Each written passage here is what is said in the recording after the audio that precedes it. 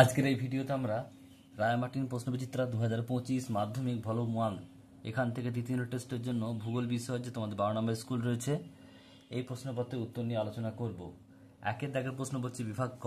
একের দাগের প্রশ্ন, বিকল্পগুলি থেকে সঠিক উত্তরটি নির্বাচন করে লেখো। একের এক, বায়ুমণ্ডলের উপস্থিত ধূলিকণাকে বলে এরোসল। অপশন নাম্বার ক।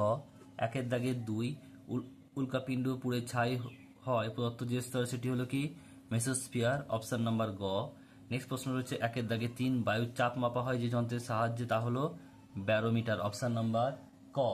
নেক্সট প্রশ্ন রয়েছে একের দাগে চার, উষ্ণ ও শীতল স্রোতের মিলনস্থলে দেখা যায়, এটা হবে কি অপশন নাম্বার ঘ, ঘন কুয়াশা ও ঝড় বৃষ্টি।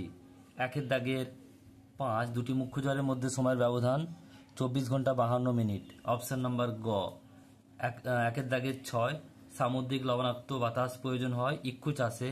অপশন নাম্বার ক। নেক্সট প্রশ্ন বলছে একের দাগের সাত, ভারতের সিলিকন ভ্যালি বলা হয় বেঙ্গালুরুকে। অপশন নাম্বার খ। সোনালী চতুর্ভুজ প্রকল্পটি গ্রহণ করা হয়েছে সড়কপথ ব্যবস্থার উন্নতির জন্য। এরপর হচ্ছে বিভাগ খ। দুয়ের দাগের বলছে একেরটা, দুয়ের দাগের একের এক, শূন্যস্থান পূরণ করতে হবে। মেঘাচ্ছন্ন রাত্রি মেঘমুক্ত রাত্রির তুলনায় ড্যাশ হয়, এটা হবে কি শীতল হয়। কি লিখবে?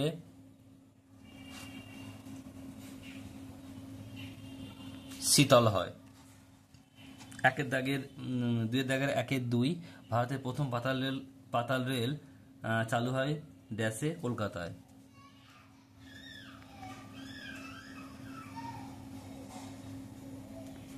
নেক্সট প্রশ্ন পরেরটা রয়েছে দেখো, দু একটি বাক্যে উত্তর দাও। একেরটা বলছে বায়ুমণ্ডলের কোন স্তরে জেট বিমান যাতায়াত করে, এটা হবে কি স্ট্র্যাটোস্ফিয়ার।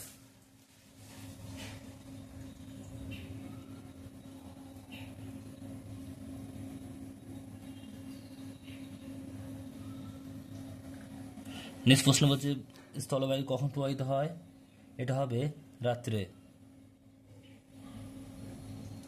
নেক্সট প্রশ্ন বলছে সমুদ্রের জলরাশি এক জায়গায় ওঠানামা করলে তাকে কি বলে, সমুদ্র তরঙ্গ।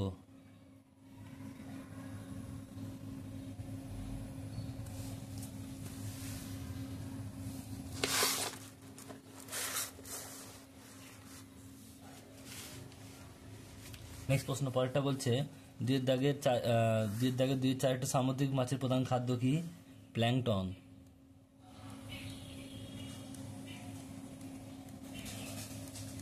নেক্সট প্রশ্ন বলছে জোয়ার বাজরা ও রাগিকে একত্রে কি বলা হয়, মিলেট।